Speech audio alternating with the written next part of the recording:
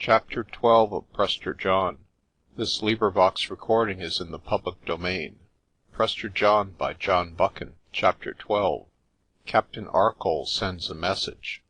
I once read, I think in some Latin writer, the story of a man who was crushed to a jelly by the mere repeated touch of many thousand hands. His murderers were not harsh, but an infinite repetition of the gentlest handling meant death. I do not suppose that I was very brutally manhandled in the cave. I was trussed up tight and carried out to the open, and left in the care of the guards. But when my senses returned, I felt as if I had been cruelly beaten in every part. The rawhide bonds chafed my wrists and ankles and shoulders, but they were the least part of my aches. To be handled by a multitude of Kaffirs is like being shaken by some wild animal.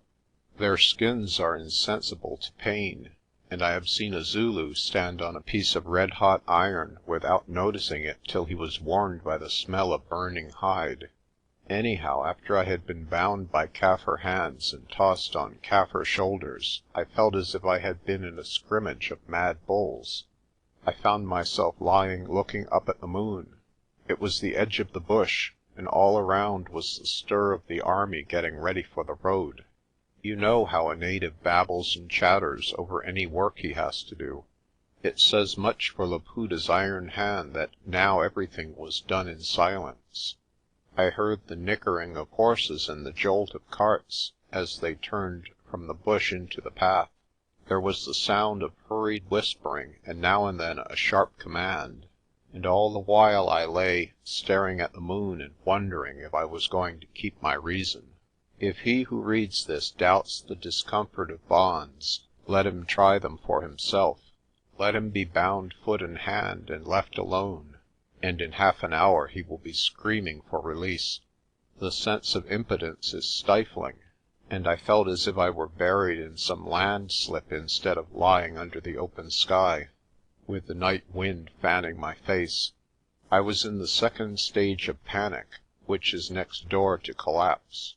I tried to cry, but could only raise a squeak like a bat. A wheel started to run round in my head, and when I looked at the moon I saw that it was rotating in time. Things were very bad with me. It was Mwanga who saved me from lunacy. He had been appointed my keeper, and the first I knew of it was a violent kick in the ribs. I rolled over on the grass, down a short slope. The brute squatted beside me and prodded me with his gun barrel. "Ha, boss," he said in his queer English. "Once you ordered me out of your store and treated me like a dog. It is Mwanga's turn now. You are Mwanga's dog, and he will skin you with a sembok soon." My wandering wits were coming back to me. I looked into his bloodshot eyes and saw what I had to expect. The cheerful savage went on to discuss just the kind of beating I should get from him. My bones were to be uncovered till the lash curled round my heart. Then the jackals would get the rest of me. This was ordinary Kaffir brag, and it made me angry. But I thought it best to go cannily. "If I am to be your slave," I managed to say, "it would be a pity to beat me so hard. You would get no more work out of me." Mwanga grinned wickedly. "You are my slave for a day and a night. After that we kill you, slowly. You will burn till your legs fall off and your knees are on the ground, and then you will be chopped small with knives." Thank God my courage and common sense were coming back to me. "What happens to me tomorrow," I said, "is the Inkulu's business, not yours. I am his prisoner. But if you lift your hand on me today so as to draw one drop of blood, the Inkulu will make short work of you. The vow is upon you, and if you break it you know what happens." And I repeated in a fair imitation of the priest's voice the terrible curse he had pronounced in the cave. You should have seen the change in that cur's face. I had guessed he was a coward, as he was most certainly a bully, and now I knew it.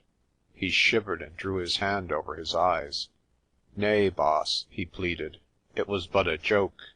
No harm shall come on you today. But tomorrow," and his ugly face grew more cheerful, "Tomorrow we shall see what we shall see," I said stoically, and a loud drumbeat sounded through the camp. It was the signal for moving, for in the east a thin pale line of gold was beginning to show over the trees. The bonds at my knees and ankles were cut, and I was bundled onto the back of a horse. Then my feet were strapped firmly below its belly. The bridle of my beast was tied to 'Mwanga's, so that there was little chance of escape even if I had been unshackled. My thoughts were very gloomy. So far all had happened as I planned, but I seemed to have lost my nerve, and I could not believe in my rescue at the Letaba, while I thought of Inanda's Kraal with sheer horror. Last night I had looked into the heart of darkness, and the sight had terrified me.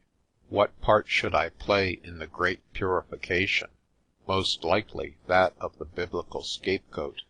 But the dolour of my mind was surpassed by the discomfort of my body. I was broken with pains and weariness, and I had a desperate headache. Also, before we had gone a mile, I began to think that I should split in two. The paces of my beast were uneven, to say the best of it, and the bump bump was like being on the rack. I remembered that the saints of the Covenant used to journey to prison this way, especially the great Mr. Payton, and I wondered how they liked it.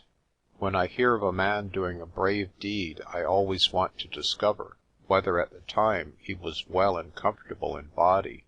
That, I am certain, is the biggest ingredient in courage, and those who plan and execute great deeds in bodily weakness have my homage as truly heroic. For myself, I had not the spirit of a chicken as I jogged along at 'Mwanga's side. I wished he would begin to insult me, if only to distract my mind, but he kept obstinately silent. He was sulky, and, I think, rather afraid of me. As the sun got up, I could see something of the host around me. I am no hand at guessing numbers, but I should put the fighting men I saw at not less than 20,000. Every man of them was on this side his prime, and all were armed with good rifles and bandoliers. There were none of your old roers and decrepit Enfields which I had seen signs of in Kaffir kraals. These guns were new, serviceable Mausers, and the men who bore them looked as if they knew how to handle them. There must have been long months of training behind this show, and I marvelled at the man who had organized it. I saw no field guns, and the little transport they had was evidently for food only. We did not travel in ranks like an orthodox column. About a third of the force was mounted, and this formed the centre. On each wing the infantry straggled far afield, but there was method in their disorder, for in the bush close ranks would have been impossible. At any rate we kept wonderfully well together, and when we mounted a knoll the whole army seemed to move in one piece. I was well in the rear of the centre column, but from the crest of a slope I sometimes got a view in front. I could see nothing of Laputa, who was probably with the van, but in the very heart of the force I saw the old priest of the Snake, with his treasure carried in the kind of litter which the Portuguese call a mochila, between rows of guards. A white man rode beside him, whom I judged to be Henriques. Laputa trusted this fellow, and I wondered why. I had not forgotten the look on his face while he had stared at the rubies in the cave. I had a notion that the Portugoose might be an unsuspected ally of mine, though for blackguard reasons. About 10 o'clock, as far as I could judge by the sun, we passed Umvelos' and took the right bank of the Labongo. There was nothing in the store to loot, but it was overrun by Kaffirs who carried off the benches for firewood. It gave me an odd feeling to see the remains of the meal at which I had entertained Laputa in the hands of a dozen warriors. I thought of the long sunny days when I had sat by my naachtmaal while the Dutch farmers rode in to trade. Now these men were all dead, and I was on my way to the same bourne. Soon the blue line of the Berg rose in the west, and from the corner of my eye as I rode I could see the gap of the Klein Labongo. I wondered if Arcoll and his men were up there watching us. About this time I began to be so wretched in body that I ceased to think of the future. I had had no food for 17 hours, and I was dropping from lack of sleep. The ache of my bones was so great that I found myself crying like a baby. What between pain and weakness and nervous exhaustion, I was almost at the end of my tether, and should have fainted dead away if a halt had not been called. But about midday, after we had crossed the track from Blaauwildebeestefontein to the Portuguese frontier, we came to the broad, shallow drift of the Klein Labongo. It is the way of the Kaffirs to rest at noon, and on the other side of the drift we encamped. I remember the smell of hot earth and clean water as my horse scrambled up the bank. Then came the smell of wood smoke as fires were lit. It seemed an age after we stopped before my feet were loosed and I was allowed to fall over on the ground. I lay like a log where I fell and was asleep in 10 seconds. I awoke 2 hours later, much refreshed and with a raging hunger. My ankles and knees had been tied again, but the sleep had taken the worst stiffness out of my joints. The natives were squatting in groups round their fires, but no one came near me. I satisfied myself by straining at my bonds, that this solitude gave no chance of escape. I wanted food and I shouted on 'Mwanga, but he never came. Then I rolled over into the shadow of a wakabiki bush to get out of the glare. I saw a Kaffir on the other side of the bush who seemed to be grinning at me. Slowly he moved round to my side and stood regarding me with interest. "For God's sake get me some food," I said.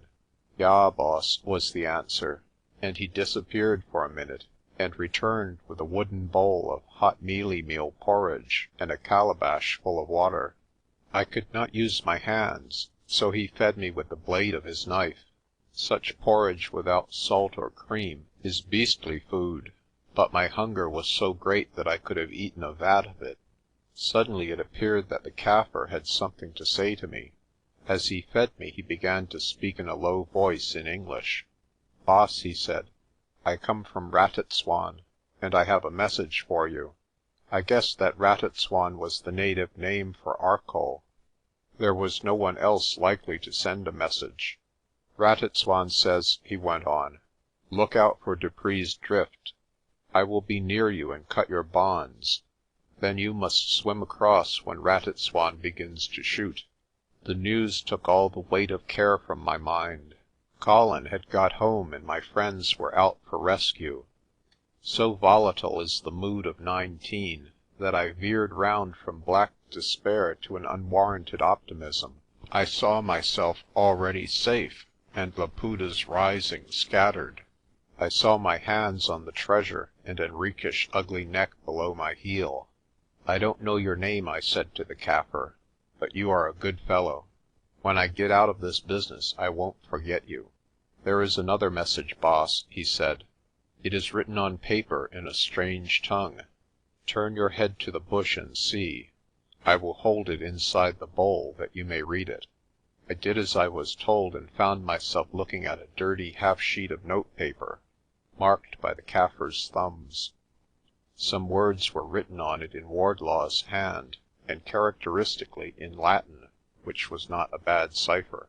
I read, "Henriques de Letaba, transeunda apud Dupree, vada jam nos certioris fecit." I had guessed rightly. Henriques was a traitor to the cause he had espoused. Arcoll's message had given me new heart, but Wardlaw's gave me information of tremendous value. I repented that I had ever underrated the schoolmaster's sense. He did not come out of Aberdeen for nothing. I asked the Kaffir how far it was to Dupree's Drift, and was told 3 hours' march. We should get there after the darkening.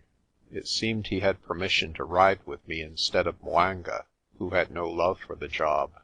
How he managed this I do not know, but Arcoll's men had their own ways of doing things. He undertook to set me free when the first shot was fired at the ford. Meantime I bade him leave me, to avert suspicion. There is a story of one of King Arthur's knights, Sir Percival, I think, that once, riding through a forest, he found a lion fighting with a serpent. He drew his sword and helped the lion, for he thought it was the more natural beast of the two. To me Laputa was the lion, and Henriques the serpent, and though I had no good will to either, I was determined to spoil the serpent's game. He was after the rubies, as I had fancied. He had never been after anything else.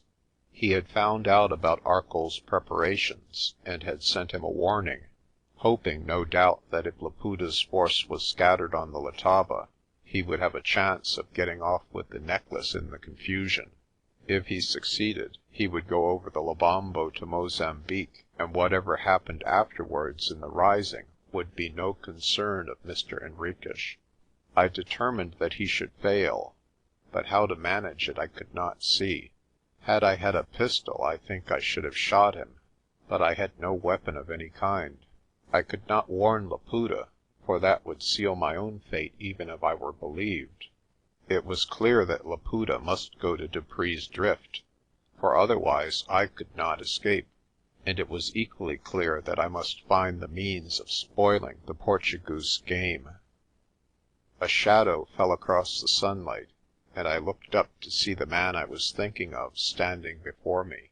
He had a cigarette in his mouth and his hands in the pockets of his riding breeches. He stood eyeing me with a curious smile on his face. "Well, Mr. Storekeeper," he said, "you and I have met before under pleasanter circumstances." I said nothing, my mind being busy with what to do at the Drift. "We were shipmates, if I am not mistaken," he said. "I dare say you found it nicer work smoking on the afterdeck than lying here in the sun." Still I said nothing. If the man had come to mock me, he would get no change out of David Crawford. "Tut, tut, don't be sulky.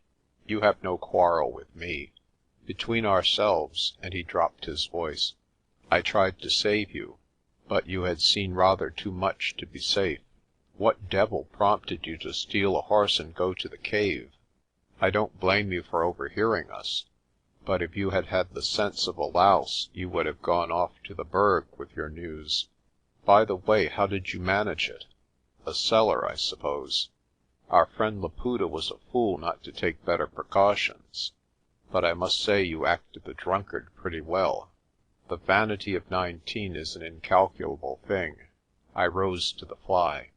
"I know the kind of precaution you wanted to take," I muttered. "You heard that too? Well, I confess I am in favour of doing a job thoroughly when I take it up. In the Kudu Flats, for example," I said. He sat down beside me and laughed softly. "You heard my little story? You are clever, Mr. Storekeeper, but not quite clever enough. What if I can act a part as well as yourself?" And he thrust his yellow face close to mine.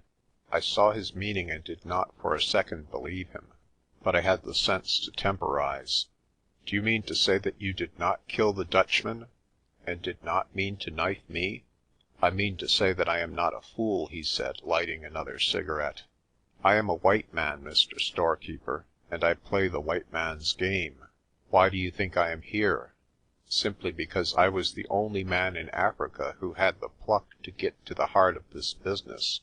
I am here to dish Laputa, and by God I am going to do it." I was scarcely prepared for such incredible bluff. I knew that every word was a lie, but I wanted to hear more, for the man fascinated me. "I suppose you know what will happen to you," he said, flicking the ashes from his cigarette. "Tomorrow at Inanda's Kraal, when the vow is over, they will give you a taste of Kaffir habits. Not simple death, my friend. That would be easy enough, but a slow death with every refinement of horror. You have broken into their sacred places, and you will be sacrificed to Laputa's god. I have seen native torture before, and his own mother would run away shrieking from a man who had endured it." I said nothing, but the thought made my flesh creep. "Well," he went on, "you're in an awkward plight, but I think I can help you. What if I can save your life, Mr. Storekeeper? You are trussed up like a fowl and can do nothing. I am the only man alive who can help you. I am willing to do it too. on my own terms. I did not wait to hear those terms, for I had a shrewd guess what they would be. My hatred of Henriques rose and choked me. I saw murder and trickery in his mean eyes and cruel mouth. I could not, to be saved from the uttermost horror, have made myself his ally. "Now listen, Mr. Portugoose," I cried. "You tell me you are a spy. What if I shout that through the camp? There would be short shrift for you if Laputa hears it." He laughed loudly. "You are a bigger fool than I took you for. Who would believe you, my friend? Not Laputa. Not any man in this army. It would only mean tighter bonds for these long legs of yours." By this time I had given up all thought of diplomacy.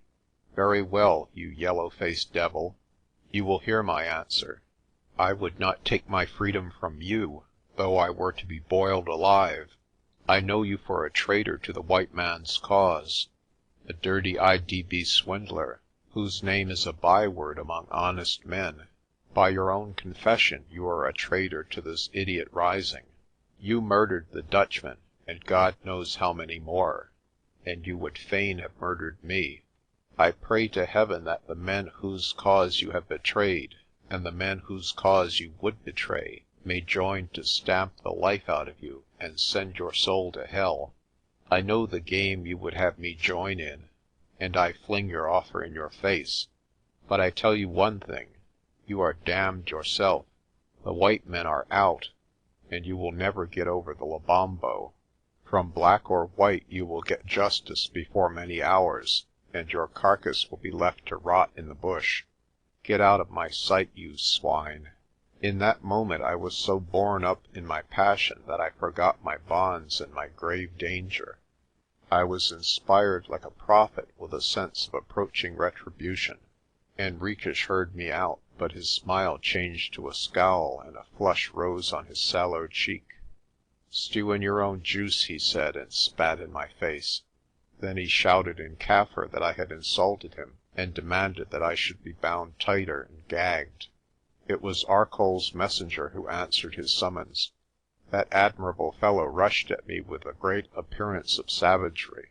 He made a pretence of swathing me up in fresh rawhide ropes, but his knots were loose, and the thing was a farce.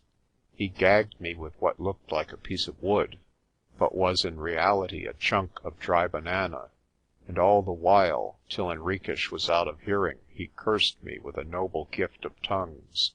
The drums beat for the advance, and once more I was hoisted on my horse, while Arcoll's Kaffir tied my bridle to his own. A Kaffir cannot wink, but he has a way of slanting his eyes which does as well, and as we moved on he would turn his head to me with this strange grimace.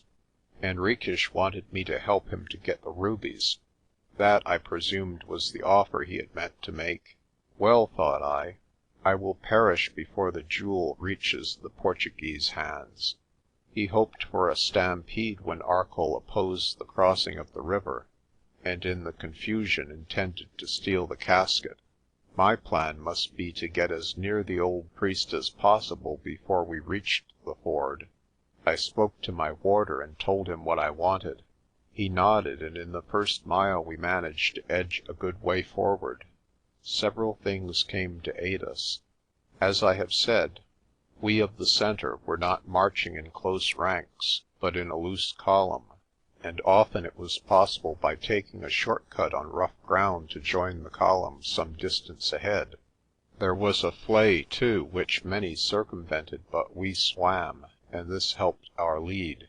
In a couple of hours we were so near the priest's litter that I could have easily tossed a cricket ball on the head of Henriques, who rode beside it. Very soon the twilight of the winter day began to fall. The far hills grew pink and mulberry in the sunset, and strange shadows stole over the bush. Still creeping forward, we found ourselves not 20 yards behind the litter, while far ahead I saw a broad, glimmering space of water, with a high, woody bank beyond. "Dupree's Drift," whispered my warder. "Courage, Inkoos. In an hour's time you will be free." Chapter 12